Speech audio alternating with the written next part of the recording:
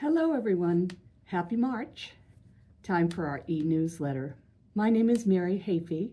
I'm the president and CEO here at the Arc of Opportunity, and it is my joy to greet you with these updates. So let's start as we always do. I am a white woman with silvery hair, age 71, and I am wearing a blue blazer over a very colorful printed blue dress. I am wearing my lapel pin of the Arc of Opportunity and my Black Lives Matter button, both of which mean a great deal to me. Let's see. And then, as we always do, I am acknowledging today that we are on the unceded lands of the Nipmuc people of the Nashaway tribe who stewarded these lands long before any of us were here and continue to do so today.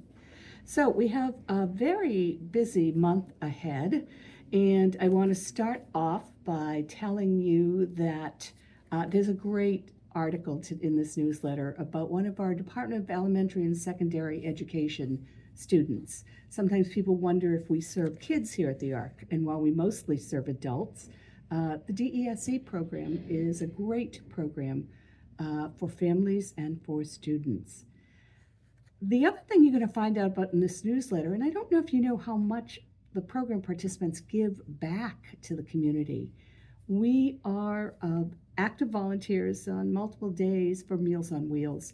And when there's an article on that as well, and when people show up on an elder's doorstep, they're bringing great joy as well as great nutrition. So read all about that. There's some important advocacy going on. And if you think of it, I often say, if you've ever known a child who benefits from special education or early intervention, you can thank the ARC in Massachusetts.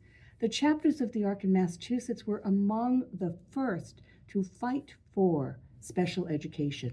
Now, special education has been under fire at the federal level, and there is a very simple petition campaign that has your voice heard by our federal legislators that it truly matters that early intervention and special education are preserved. So please look at that.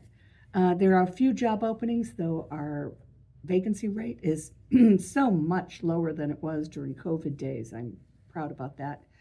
The Flipbook link is here, and if you have not ever submitted a Flipbook recognition, it is a simple form that you fill out, and you can recognize a staff member who really supports your loved one.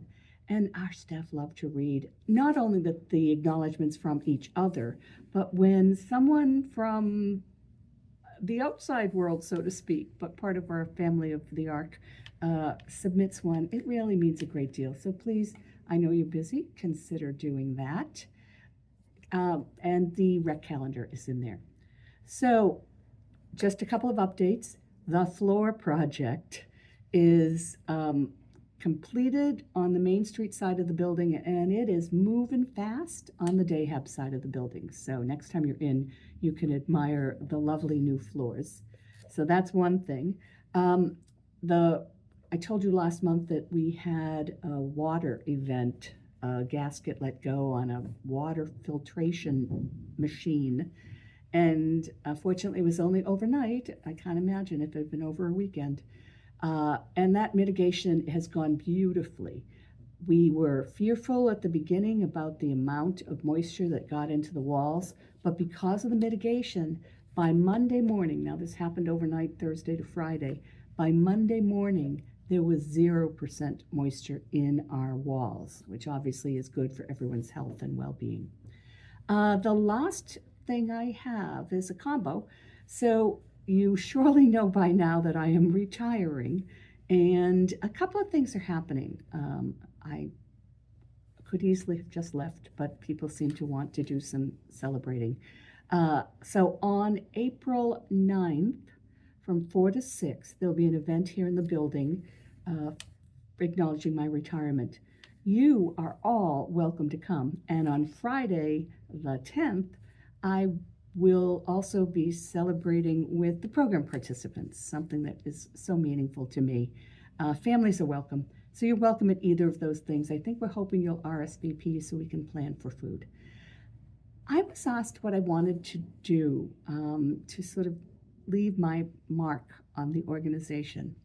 And so I have asked that we create a BIPOC Leadership Legacy Fund.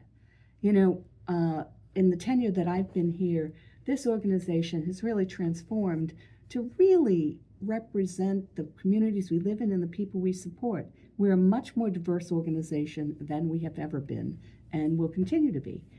I want to invest in all our leaders and all our staff are important.